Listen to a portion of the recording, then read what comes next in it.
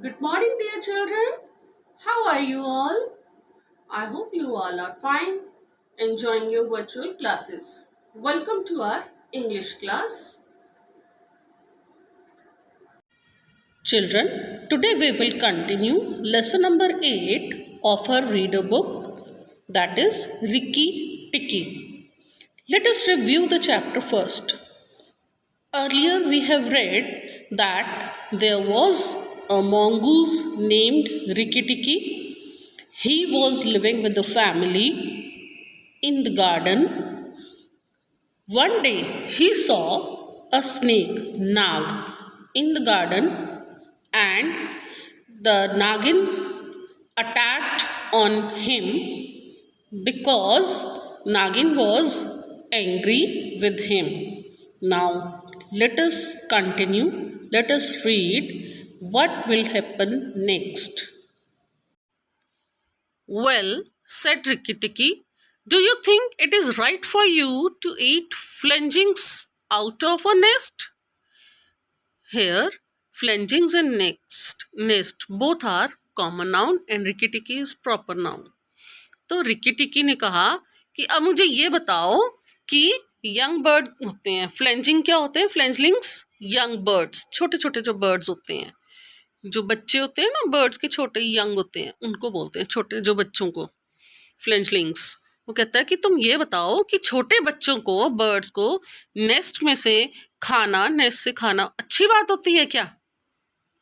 Nag knew that mongooses in the garden meant death for him and his family, but he wanted to throw Rikki Tikki off his guard.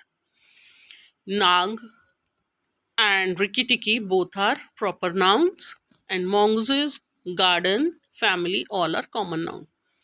नाग को ये बात तो पता थी कि जो नेवले होते हैं गार्डन में, अगर वो नेवला हो कहीं पे भी, तो इसका मतलब कि नाग और उसकी स्नेक और उसकी फैमिली को डेंजर है उससे, वो उसको मार देगा, मोंगूज उसको मार के खा जाएगा। लेकिन वो चाहता था कि रिकी टिकी को मैं यहाँ से भगा दूं।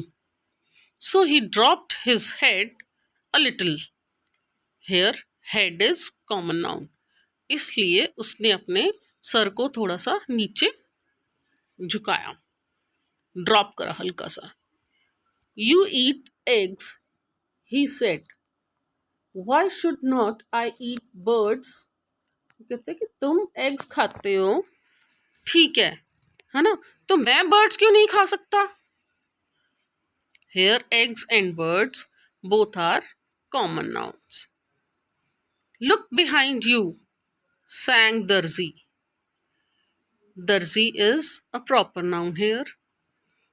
दर्जी जो है वो गाता है, कहता है कि अपने पीछे देखो।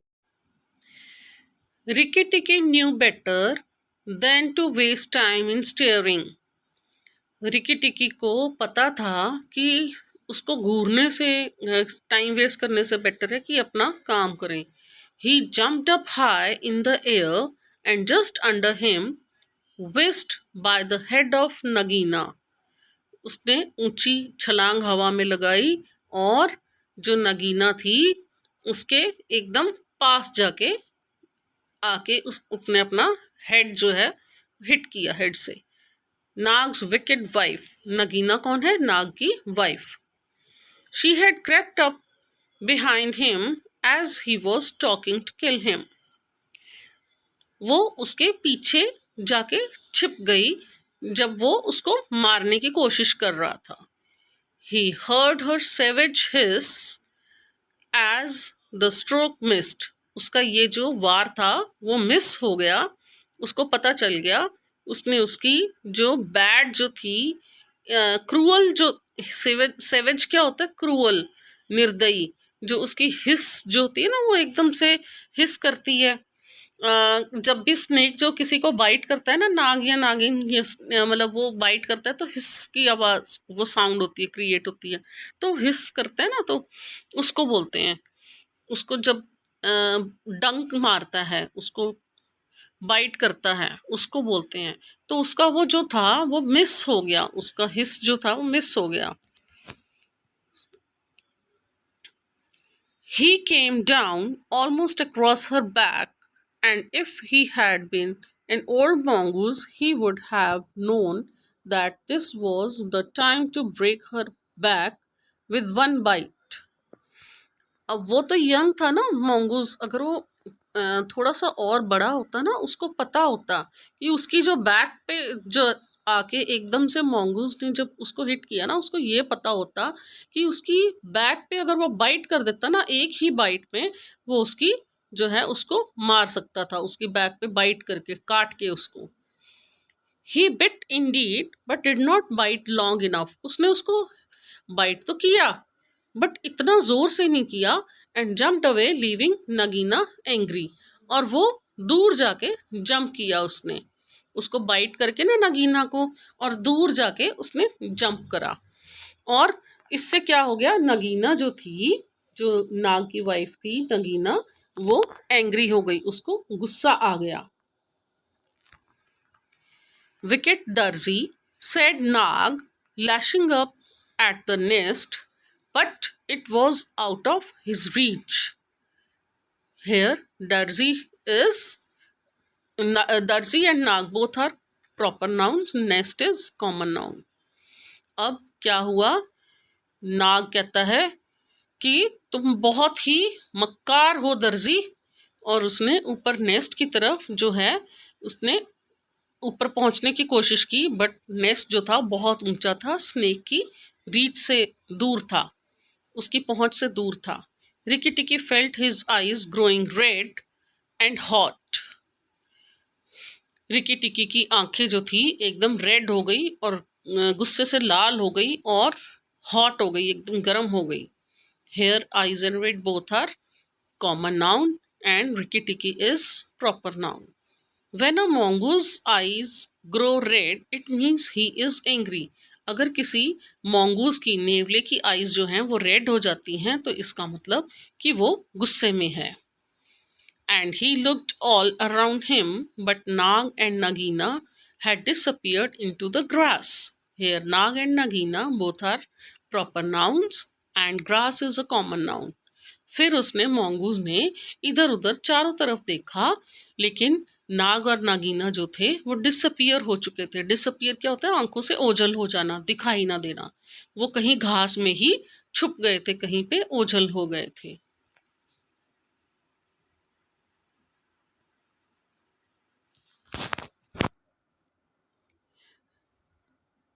Now we will review the chapter through animation. Rick Ticky was a mongoose. He had a cat-like body and a weasel-like head. His eyes and the end of his restless nose were pink. He could scratch himself anywhere he pleased with any leg, front or hind, whichever he chose to use. His war cry as he scuttled through the long grass was, "Nothing frightened him." Actually, it is the hardest thing in the world to frighten a mongoose, because he is filled with curiosity. The motto of all the mongooses is run and find out, and Ricky Ticky was a true mongoose. Ricky Ticky had just started living with a family as their pet and loved playing in the garden. One fine day, when he was in the garden, he heard sorrowful voices in a bush. It was Darcy, the tailor bird, and his wife. "What is the matter?" "We are very miserable. Our baby fell out of our nest and now ate him." "That is very sad, but I am new here. Who is now?" Suddenly, from the thick grass at the foot of the bush, there came a low hiss. Then out of the grass rose up and spread hood of Nag, the big black cobra. He was 5 feet long from tongue to tail. He looked at Ricky Ticky with a wicked snake's eyes. "I am Nag. Look and be afraid." Ricky Ticky was afraid for a minute, but it is impossible for a mongoose to stay frightened for long. He had never met a live cobra before, but he knew that a grown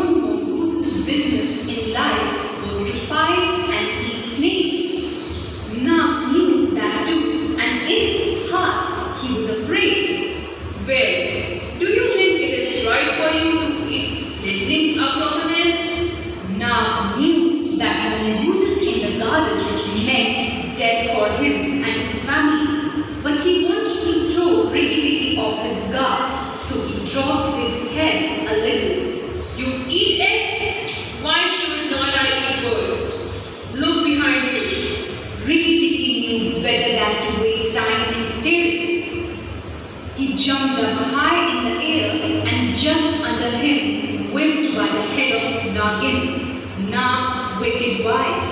She had crept up behind him as he was talking to kill him.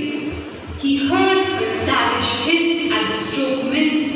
He came down almost across her back, and if he had been an old mongoose, he would have known that this was the time to break her back with one bite.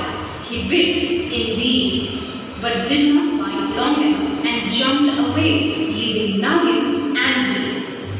Wicked Darcy, lashing up at the nest, but it was out of his reach.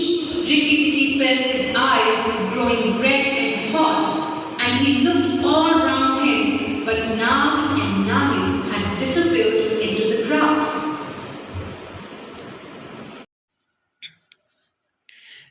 Let us do the exercise part. Choose the correct option. Here are 3 options given to you. You have to choose the correct option. Number 1.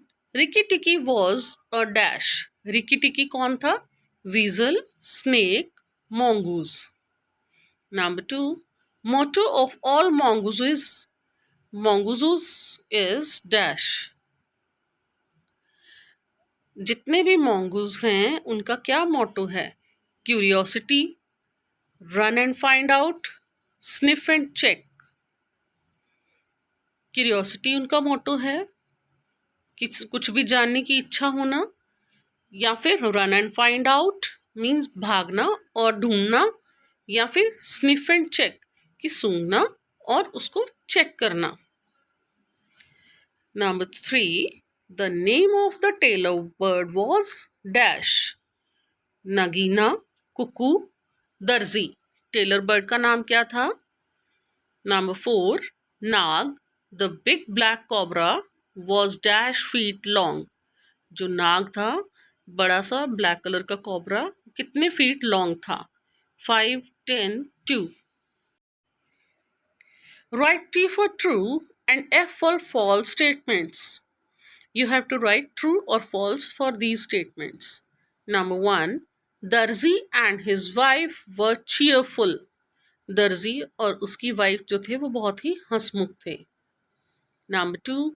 Mongoose is a curious animal. mongoose जो होता है, नेवला जो होता है, वो बहुत ही curious animal होता है, उसको कुछ भी जानने की इच्छा होती है. Number 3. Nagina attacked Nag. Nagina ने नाग को अटैक किया. Number 4. Nag was angry at दर्जी and broke his nest. नाग को दर्जी पे गुस्सा था, इसलिए उसने उसका नेस्ट तोड़ दिया. Number 5. Nag Nagina had disappeared into the thick grass. नाग और नगीना बड़ी बड़ी जो थिक ग्रास थी, घास थी, उसके अंदर छिप गए थे. Now next is short answer questions. You have to write the answer of these questions in short. Number 1. Who was Darzi and why was he upset? दर्जी कौन था और वो परेशान क्यों था? Number 2. Who attacked Rikki Tikki?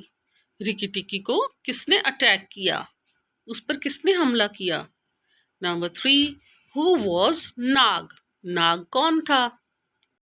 Now answer the following questions with reference to context. Number 1. What is the matter? A part. Who says this and to whom? ये किसने कहा और किसको कहा? B part. What was the matter? कि ये matter क्या था? ये मसला क्या था? Number 2. You eat eggs. Why should not I eat birds? A part. Who says this and to whom? ये किसने कहा और किसको कहा? B part. What was the condition of its parents? उसके पेरेंट्स की क्या कंडीशन थी? Now it's homework time. Do exercises in book and write question answers in notebook.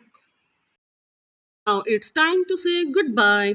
See you very soon in our next class with new topic. Till then, stay home, stay fit. Bye-bye.